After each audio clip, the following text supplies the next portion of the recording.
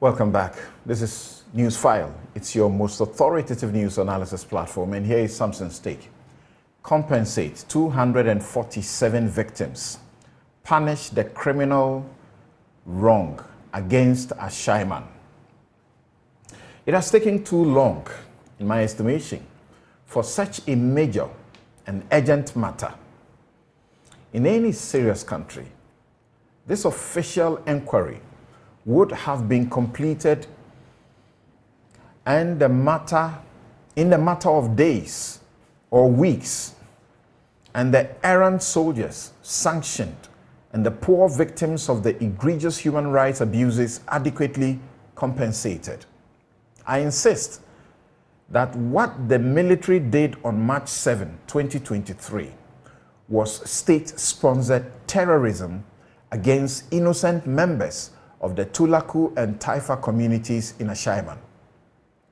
The report of Parliament's Committee of Defense and Interior, dated November 2023, and now intercepted by Joy News, is a good first official report of admission of wrong, criminal wrong, and unconstitutional harm to people and property by the military, paid to protect these people.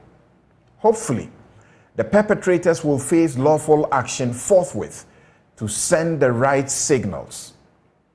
The Commander-in-Chief has an obligation to the people and the Constitution he swore to uphold to make a statement not in words, a statement that accords with his oath and obligation by swiftly letting heads roll.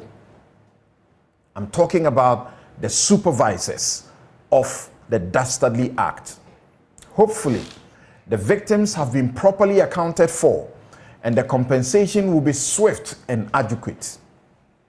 In March, we were giving 184 as the number of victims. This obviously was only the number detained or abducted and later released by the army. Oliver Barker-Vormawor, who mobilized lawyers to record what happened to victims, found far more than lawyer Emmanuel Kumade's 247 adopted by the committee. Army leaders and those in charge of security of the state told the committee the army moved into Ashaiman, quote, after all intelligence had been gathered, end quote, on the killing of the young trooper. An intelligence operation. It was. Really? An intelligence operation that saw the soldiers, as captured in the report, jumping and scaling walls into homes, breaking doors and waking innocent people from sleep to beat them, drag them out into the rain and mud, line them up and flog and inflict serious wounds on them. The police, they got intelligence.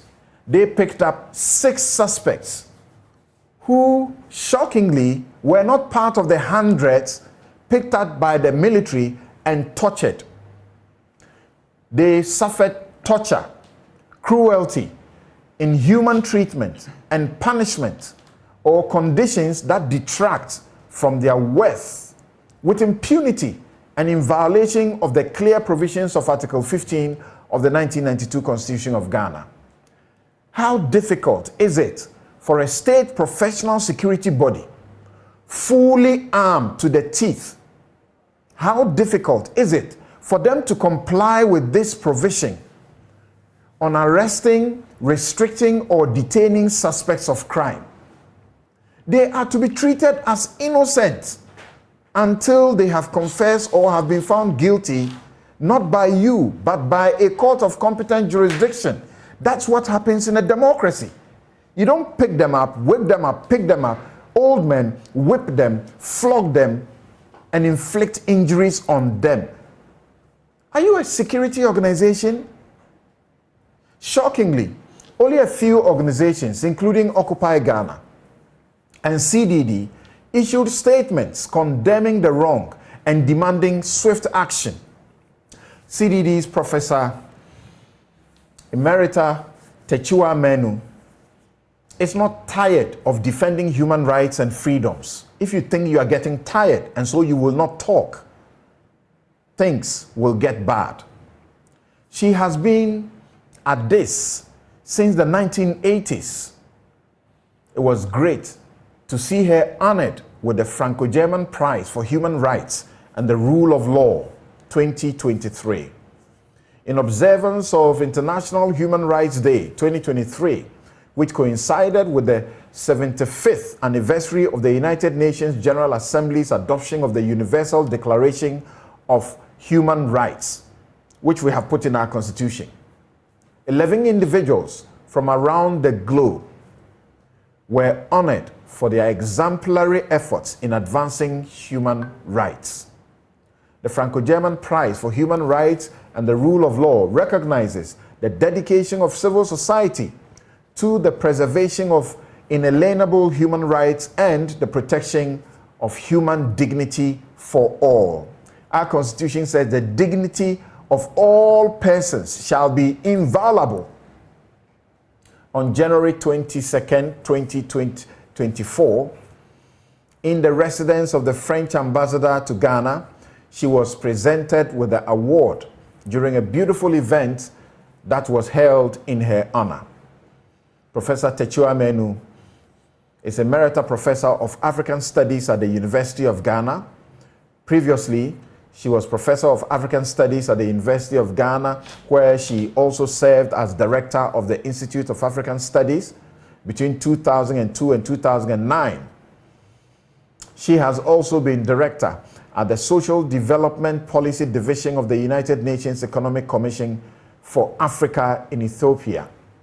She received her PhD in anthropology from Indiana University, Bloomington, and holds undergraduate and graduate degrees in law from the University of Ghana, Legon, and the University of Dar es Salaam, Tanzania, and has done research in areas for African development, women's rights, empowerment. You know why I'm reading this to you?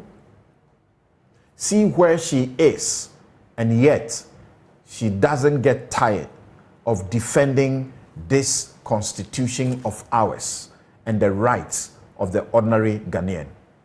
Please don't give up. Continue. It doesn't matter how long you have been doing it. And that is my take. We'll be right back.